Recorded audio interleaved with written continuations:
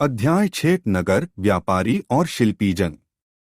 प्रशासनिक केंद्र। चोल राज्य की राजधानी तंजावुर जो कावेरी नदी के पास बसा था, राजा राजराज चोल द्वारा निर्मित राजराजेश्वर मंदिर के निर्माण किया था। इस मंदिर के अलावा नगर में अनेक राजमहल है, जिसमें कई मंडप बने हुए हैं।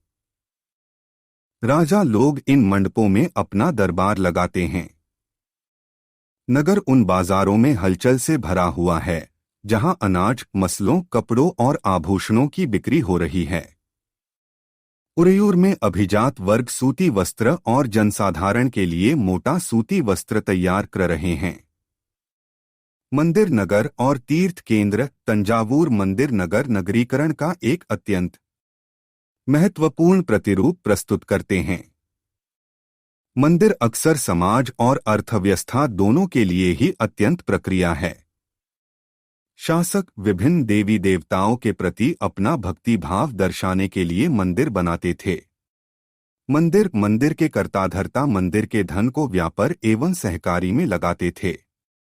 धीरे धीरे समय के साथ बड़ी संख्या में पुरोहित, पुजारी, कामगार, शिल्पी, व्यापारी आदि मंदिर तथा उसके दर्शनार्थियों एवं तीर्थयात्रियों की आवश्यकताओं को पूरा करने के लिए मंदिर के आसपास बसते गए। गुजरात, सोमनाथ, तमिलनाडु, कांचीपुरम तथा मदुरै, आंध्र प्रदेश, तिरुपति हैं। तीर्थस्थल भी धीरे धीरे नगरों के रूप में विकसित हो गए।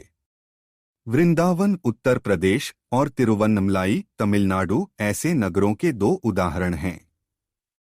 अजमेर राजस्थान 12वीं शताब्दी में चौहान राजाओं की राजधानी था। सुप्रसिद्ध सूफी संत ख्वाजा मुइनुद्दीन यहाँ बस गए थे और उनके दर्शनार्थी एवं श्रद्धालु सभी पंथोमतों के हुआ करते थे। अजमेर के पास ही पुष्कर सरोवर है, जहाँ प्राचीन काल से ही तीर्थयात्री आते रहे हैं। छोटे नगरों की संजाल 8वीं शताब्दी से ही उपमहाद्वीप में अनेक छोटे छोटे नगरों का संजाल सा बिछने लगा था। संभवत उनका प्रादुर्भाव बड़े बड़े गांवों से हुआ था।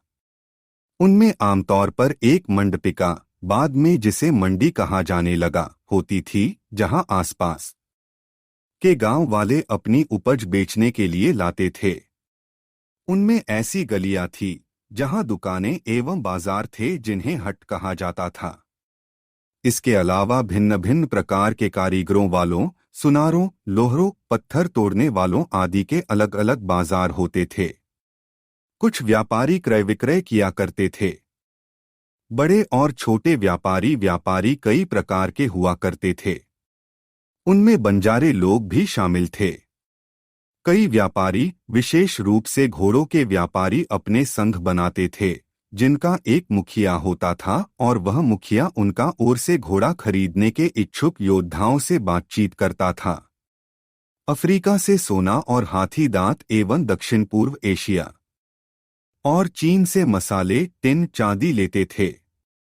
नगरों में शिल्प, बीदर के शिल्पकार तांबे तथा चांदी में जड़ाई के काम के लिए इतने अधिक प्रसिद्ध थे कि इस शिल्प का नाम ही बिदरी पड़ गया।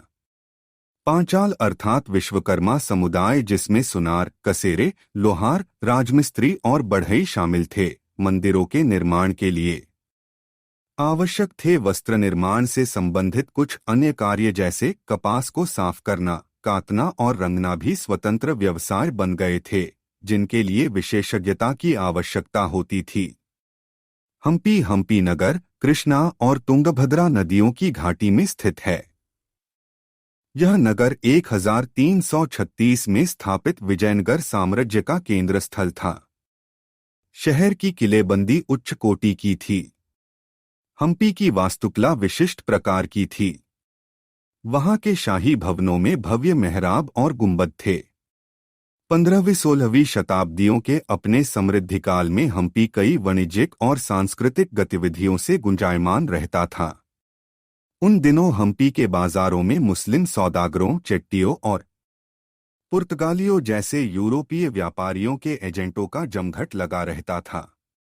मंदिर सांस्कृतिक गतिविधियों के केंद्र होते थे।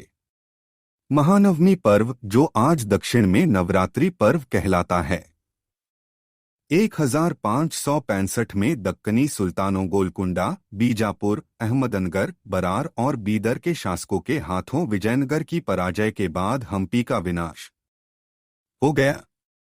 सूरत मुगलकाल में कैबे और अहमदाबाद के साथ साथ गुजरात में पश्चिमी व्यापार का वाणिज्य केंद्र बन गया। सूरत ओरमुझ की खाड़ी से होकर पश्चिमी एशिया के साथ व्यापार करने के लिए मुख्य द्वार था।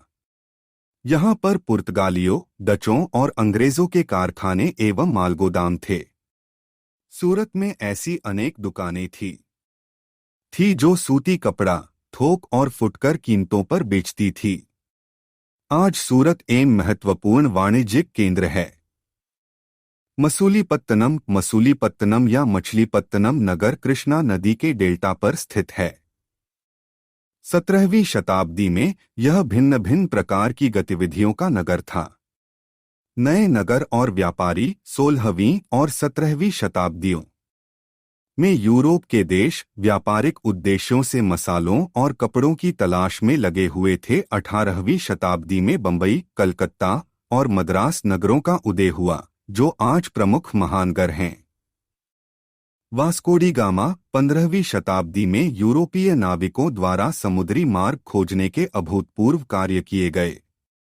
पुर्तगाली नाविक वास्को डी गामा अटलांटिक महासागर के साथ यात्रा करते हुए केप ऑफ गुड होप से निकलकर और हिंद महासागर को पार करके 1498 कालीकट, भारत पहुंचा।